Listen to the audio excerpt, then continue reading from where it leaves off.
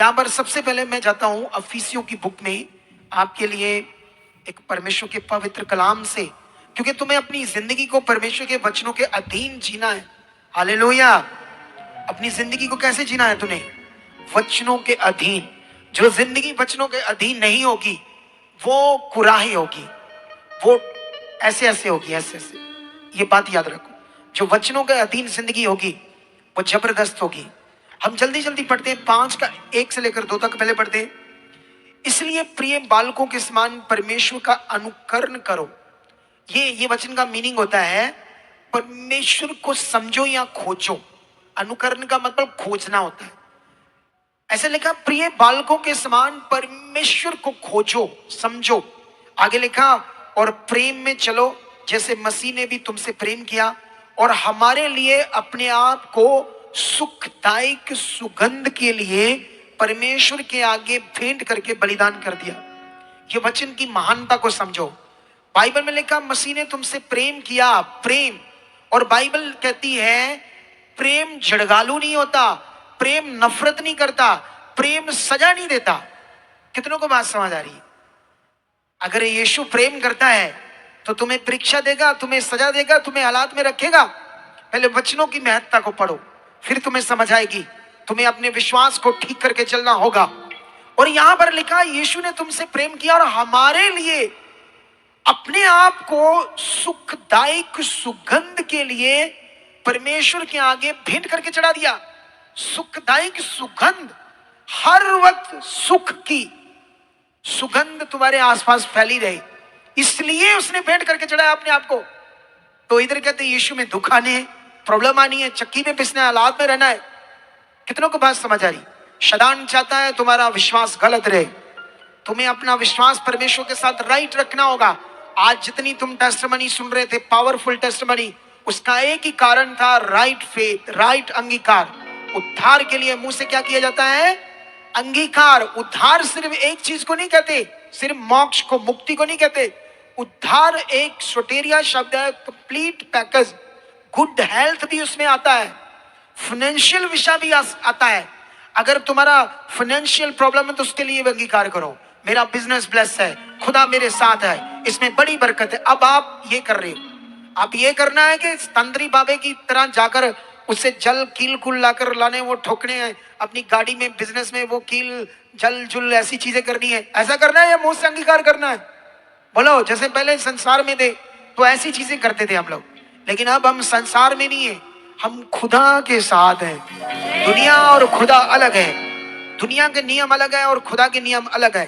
दुनिया के नियम दुनिया के नियम है और खुदा के नियम खुदा के नियम जो जीवन देते हैं। और बाइबल कहती तुम्हें सुखदायक सुगंध के लिए परमेश्वर के आगे भेंट करके बलिदान कर दिया। किसने? यीशु ने, हमारे लिए। और आगे 5 से पढ़ते क्या लिखा? क्योंकि तुम ये जानते हो कि किसी व्यभिचारी या शुद्ध जन या लोभी मनुष्य की जो मूर्ति पूजा के बराबर है, मसीह और परमेश्वर के राज्य में मिरास नहीं है। बुरा जीवन जो है, गलत जीवन जो है, गलत विश्वास है, उसका परमेश्वर और यीशु मसीह में, उसके राज्य में तुम्हारा कोई मिरास नहीं। मिरास का मतलब होता है भाग। भाग जैसे मैं हूं तो कल को जो मेरी जायदाद है, मेरे बच्चे, उसका क्या है? उनका भी भाग है। बोलो क्या है? उनका क्या है? मेरी जायदाद है, मेरा बिजनेस है, तो उसमें क्या है? मेरे बच्चों का भाग, हिस्सा है।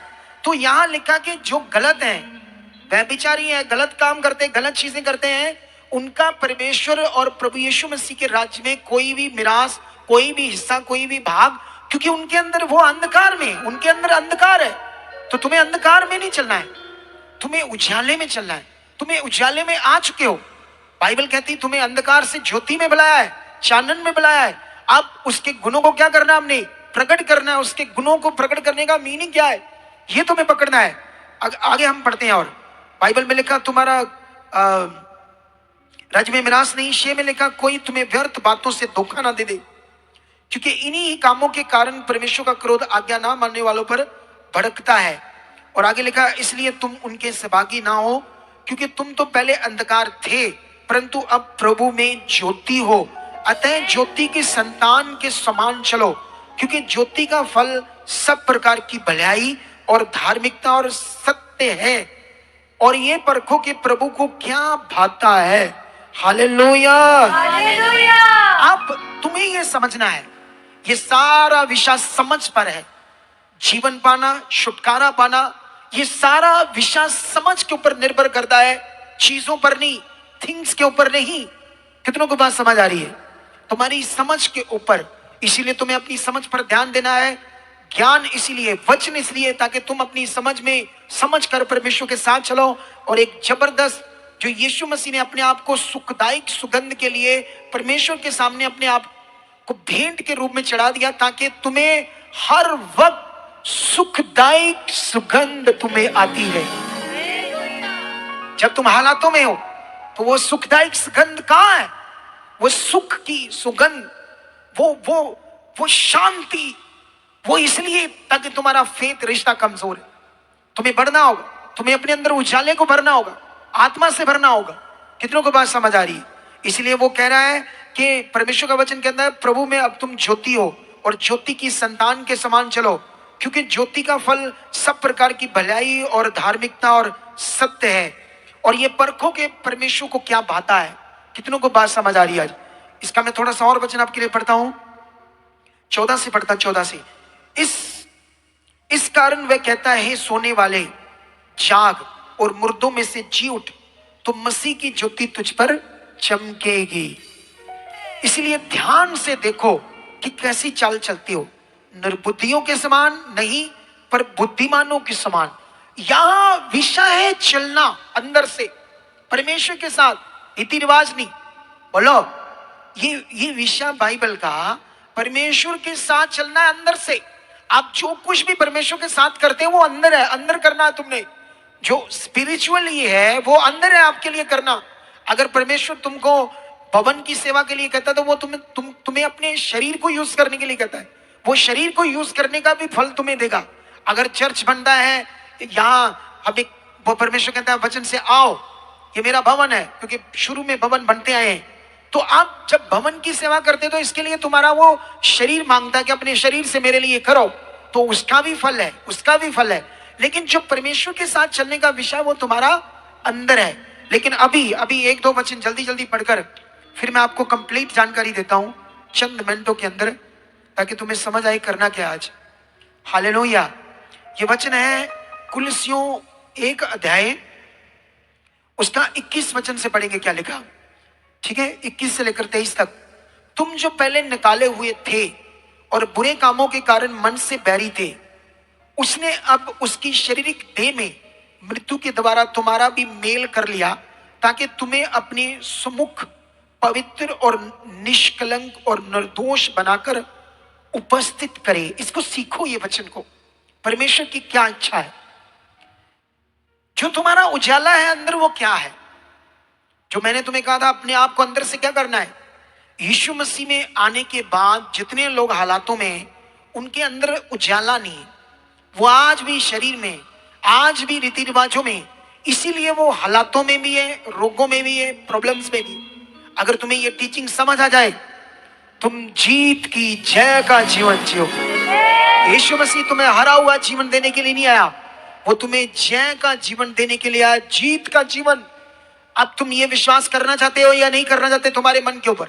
अगर तुम ये विश्वास करोगे मैं जीत की संतान हूं, मैं जय का जीवन जीने के लिए बुलाया गया हूं, हरा हुआ नहीं, ये हालात वो हालात मेरे लिए नहीं, मेरे लिए खुदा ने सब कुछ पूरा किया है, मेरे लिए ब्लेसिंग है, मेरे लिए बरकत है। हालात में भी जब तुम इन वचनों पर खड़े रहते हो वो खत्म हो जाते हैं और तुम जीत के रूप में प्रकट होते हो।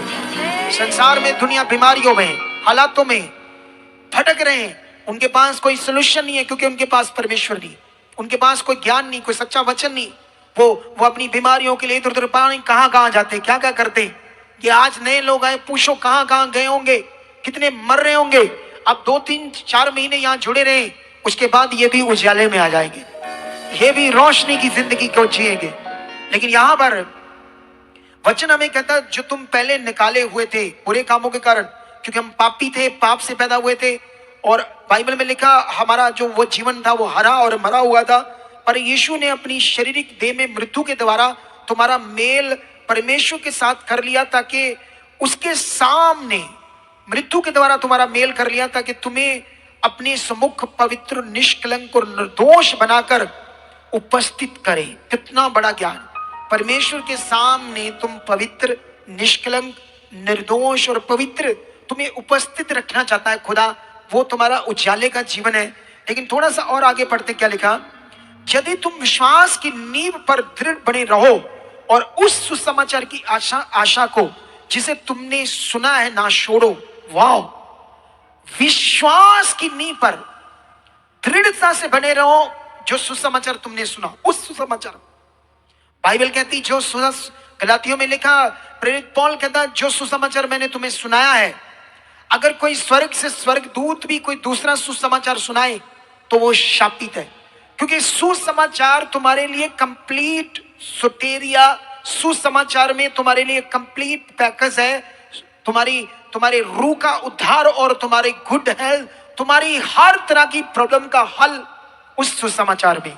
इसीलिए वो कहता अगर कोई दूसरा सुसमाचार, कोई दूसरा अल्टरनेटिव, कोई दूसरा सॉल्यूशन तुम्हें दे कि ऐसा करो, ऐसा करने से तुम्हारा ये होगा, वो होगा, तो तुम्हारा वो फेथ डाइवर्ट हो गया। तुम्हें अपने फेथ को राइट करना होगा और यही राइट फेथ एक दिन यहां मरे हुए इंसानों को भी जिंदा कर देगा। इन दिनों में जो मैं अनुभव कर रहा हूं परमेश्वर की पावर का आत्मा के द्वारा, इसी ज्ञान से कर रहा हूं। यही जो लिखे हुए काम थे, मैं सोच रहा था इतने सालों से, प्रभु इतना कुछ लिखा, ठीक ठीक काम हो रहे, लेकिन वो क्यों नहीं हो रहे जो होने चाहिए। प्रभु कहता है ये होगा, अब ये होगा। जब तेरे अंदर ये होगा, लोगों के अंदर ये होगा, तब वो भी होगा। इसकी कमी आ रही, इसकी कमी को पूरा करो। तुम्हें ये पकड़ना होगा। देखो वो कितना बड़ा ज्ञान है, कितना बड़ा ये वचन है। कितनों को बात समझ आ रही? बाइबल कहती है अगर तुम विश्वास की नींव पर दृढ़ बने रहे तो उस सुसमाचार की आशा को जिसने तुमने सुना है ना छोड़ो, जिसका प्रकार आकाश के नीचे की सारी सृष्टि में किया गया और जिसका मैं पौलुस सेवक बना। क्योंकि यही तुम्हारे लिए जीवन है, डिलीवरेंस है, छुटकारा है, कंप्लीट पैकेज है। मैं जल्दी जल्दी तुम्हारे लिए एक वचन और पढ़ता हूं, 1 थिस्सलुनीकियों, ताकि मैं जल्दी तुम्हारे लिए इस वचन को कंप्लीट करके तुम्हें बताऊं कि परमेश्वर क्या कहता है।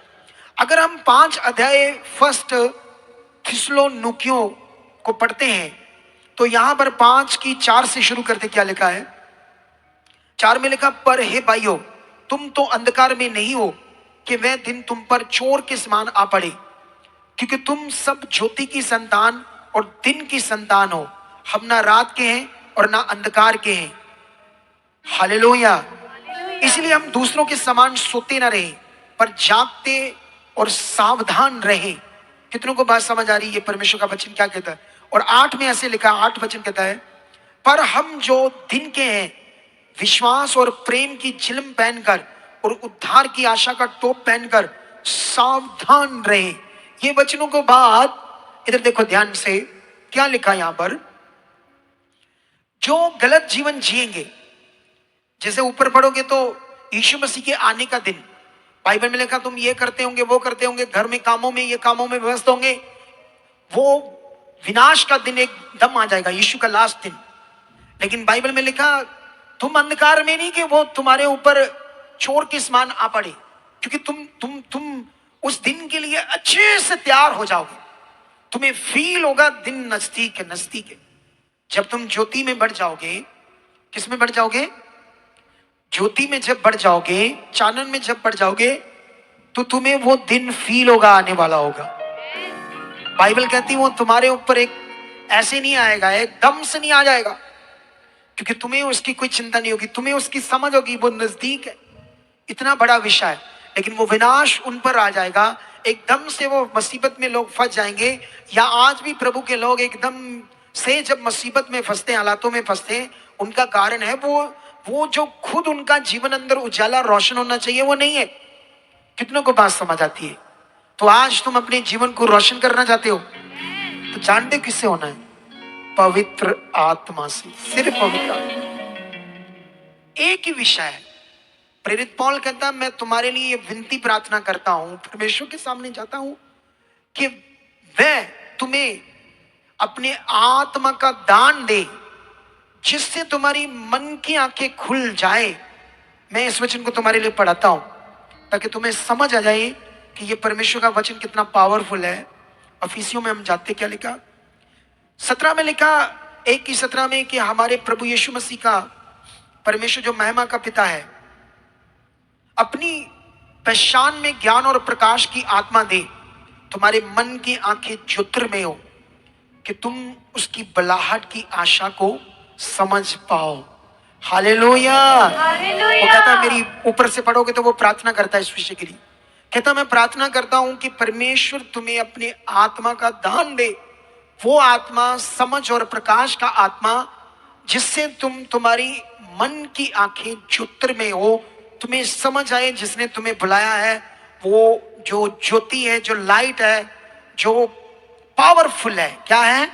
आप जानते हो, जब मूसा ने परमेश्वर को कहा कि परमेश्वर मुझे अपने दर्शन दे, तो बाइबल में लिखा कि वो उसे दर्शन देने से मना कर रहा था।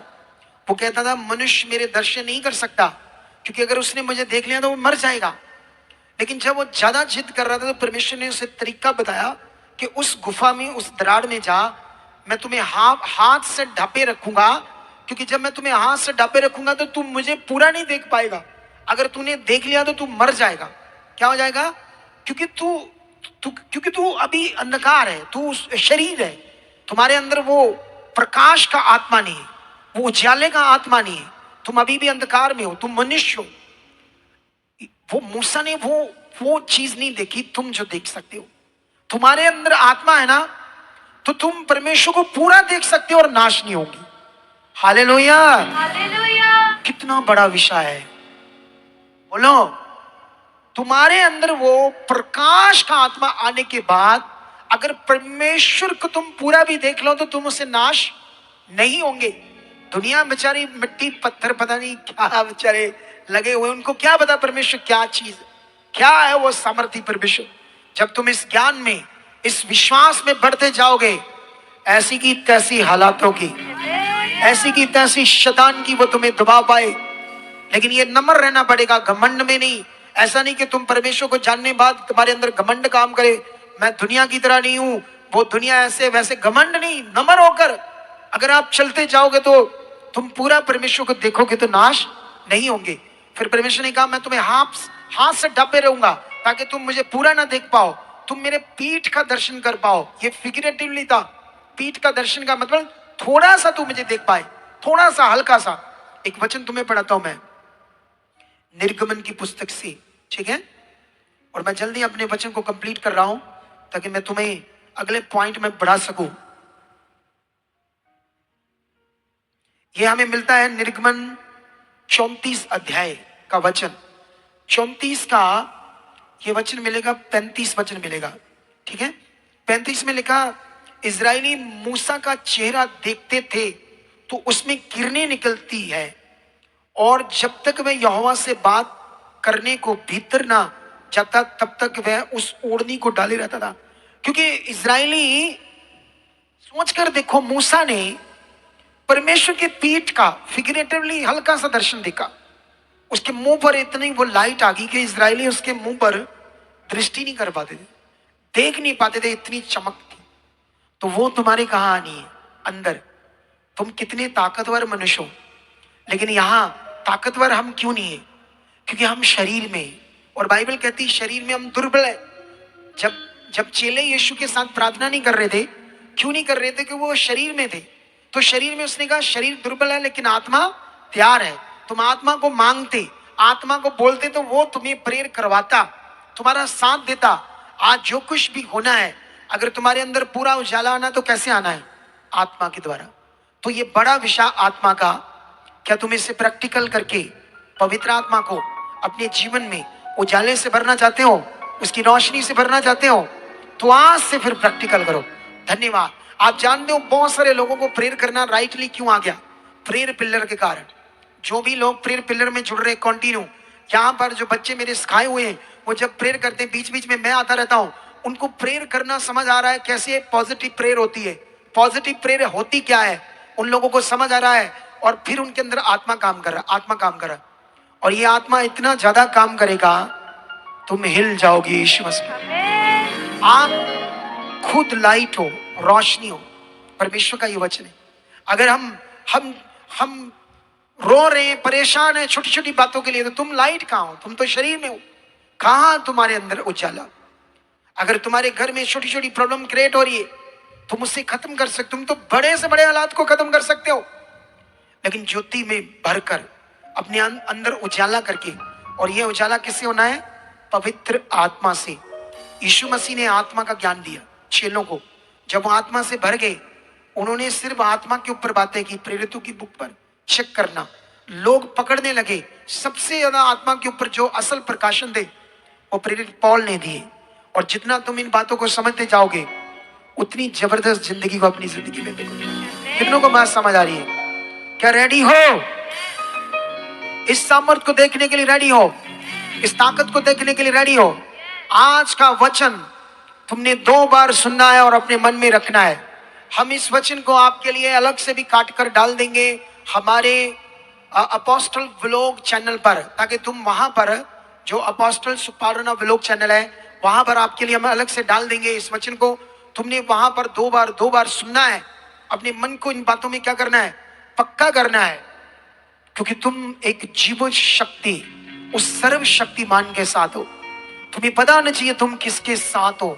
तुम्हारे अंग टेढ़े हैं, तुम लंगड़े हो, तुम अपाहिज हो, तुम चल नहीं सकते, तुम अंधे हो, तुम गूंगे हो, तुम बहरे हो, तुम उस सर्वशक्तिमान के साथ हो। जब तुम्हारे अंदर वो सही से होगा और मेरी प्रार्थना काम करेगी, तुम लंगड़े खड़े हो जाओगे, अंधे की आंखें खुल जाएगी, इतने बड़े बड़े मिरेकल को देखोगे और हैरान हो जाओगे उसकी सामर्थ को कि वो जिंदा खुदना